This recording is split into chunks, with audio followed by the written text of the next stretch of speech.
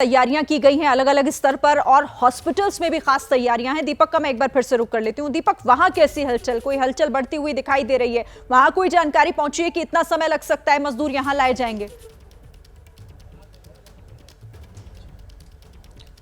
शिरीन, आप समझिए जैसे ही टनल के बाहर से एम्बुलेंस का सिलसिला निकलना शुरू होगा उसके तुरंत बाद ही ये उम्मीद जताई जाएगी कि यहाँ पर भी हलचल तेज हो जाए और 30-40 मिनट का वक्त होगा। जैसे मैंने पहले भी बताया कि यहाँ पर ये तमाम एम्बुलेंस पहुँच जाएंगे एक कर। हालांकि अभी ये भी तय होना बाकी है कि कितने एम्बुलेंस में इनको लेकर आया जाएगा, क्योंकि स्थिति अगर ज़्यादा ख़राब रही तो एक एम्बुलेंस में एक व्यक्ति होगा। इसीलिए 41 एम्बुलेंस को अलग अलग डिस्ट्रिक्ट से यहाँ पर बुलाया गया था, स्टैंड बाई पर रखा गया था। जब से ये रेस्क्यू ऑपरेशन चल रहा है उसके बाद से ये तैयारी थी। और इस वक्त अगर आप देखें तो आपको पुलिसकर्मी यहाँ पर तैनात नजर आएंगे, जिन्होंने पूरे अस्पताल को एक तरीके से सुरक्षा घेरे में तब्दील कर दिया है, क्योंकि नहीं चाहती प्रशासन भी कि बहुत करीब से बहुत ज़्यादा लोग उनसे मिलने पहुँच जाएं और उनसे बातचीत करने की कोशिश करें, क्योंकि उसमें उसको समस्याएं हो सकती हैं।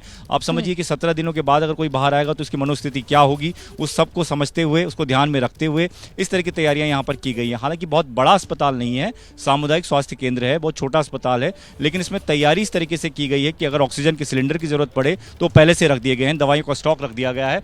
और लगातार यहाँ पर आप देखिए, एक तस्वीर और दिखाते हैं आपको, क्योंकि एयर स्ट्रिप बिल्कुल नज़दीक है, हेलीकॉप्टर के आने का सिलसिला लगातार जारी है, आना जाना लगातार हो रहा है, क्योंकि कई सारी टीम्स जो बुलाई जाती हैं वो भी इसी माध्यम से यहाँ पर आती हैं। और कुछ दिनों पहले तक जब हम लगातार 17 दिनों से कवरेज दिखा रहे हैं, उस दौरान हमने देखा कि जितनी बड़ी मशीनें हो, चाहे ऑगर मशीन हो, पहली वाली, दूसरी वाली, चाहे इंदौर से मंगाई हुई ऑगर मशीन हो, चाहे प्लाज्मा कटर हो, वो इसी चिन्याली सौड़ के एयर स्ट्रिप पे उतरा और फिर यहीं से वो सड़क के रास्ते वहां टनल तक पहुंचा जहां पर ये ऑपरेशन चल रहा है। तो ये तमाम तैयारियां यहां पर की गई हैं। शिरीन, ठीक है, जैसी कोई जानकारी आपके पास भी होगा दीपक, हमारे दर्शकों को आप बताइएगा, रहिए हमारे साथ। तो देखिए, पूरी टीम हमारी इस वक्त ग्राउंड जीरो पर है, लेकिन ऑपरेशन जिंदगी और इस कामयाबी की कहानी, जो थोड़ी देर में पूरी तरीके से ऑपरेशन जो है वो पूरा हो जाएगा, कामयाबी की कहानी लिखने वाले कई चेहरे हैं, उन चेहरों को भी आपसे हम रूबरू करवाते हैं। देखिए, यहां पर वो एक एक करके वो नाम आपके सामने। अर्नोल्ड डिक्स, ये इंटरनेशनल टनल एक्सपर्ट हैं, ये भी बुलाए गए। Chris Cooper, micro tunnelling expert. Mahmood Ahmed, MD, NHIDCL। और उसके बाद उधर देखिए आप,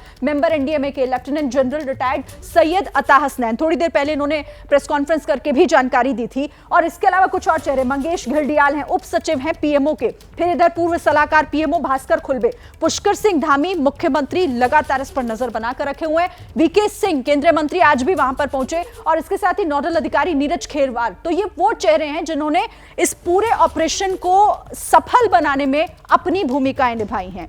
इस पर भी लगातार हमारी नजर है। अच्छा, एक बार फिर अंकित के पास आपको लिए चलते हैं। अंकित, कुछ 1 घंटे की बात कही जा रही है, कोई और जानकारी सुरंग से मिल रही है क्या? वो जो पाइप बताया जा रहा था कि बाधा बन रहा है, उसमें कोई सफलता मिली, कोई ऐसा अपडेट? देखिए, उस पाइप को काटने का काम लगभग पूरा हो गया, जैसे कि जानकारी निकल के सामने आई है। और वो पाइप बाधा कैसे बन रही थी वो बता देता हूँ अपने दर्शकों को, कि वो बाधा वहां पर बन रही थी कि जब NDRF के जो जवान हैं जो अंदर पहुंचे, उनको जो स्ट्रेचर डालना है अंदर, स्ट्रेचर पर उनको जो श्रमिकों को लिटालना है, तो वहां पर जो है उसमें दिक्कत आ रही थी, क्योंकि पाइप आगे का थोड़ा सा कर्व हो गया था, मुड़ गया था। और इसी वजह से उनको जो है, बाहर तो आप निकल सकते हो लेकिन अंदर आने में दिक्कत हो रही थी, इस वजह से उसको आगे का हिस्सा काटा गया है।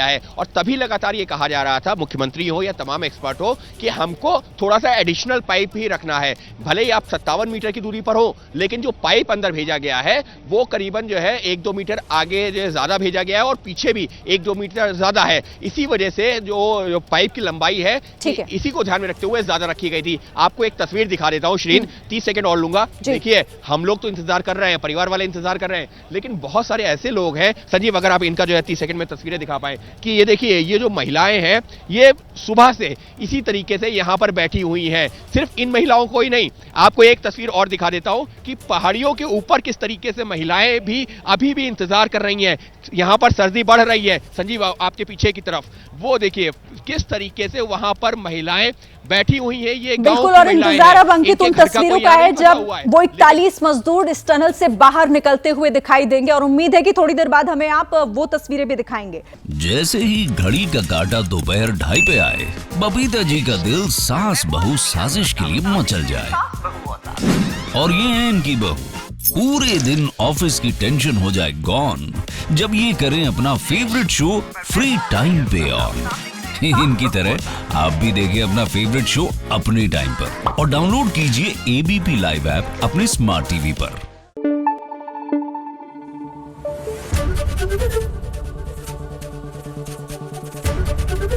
एबीपी न्यूज आपको रखे आगे।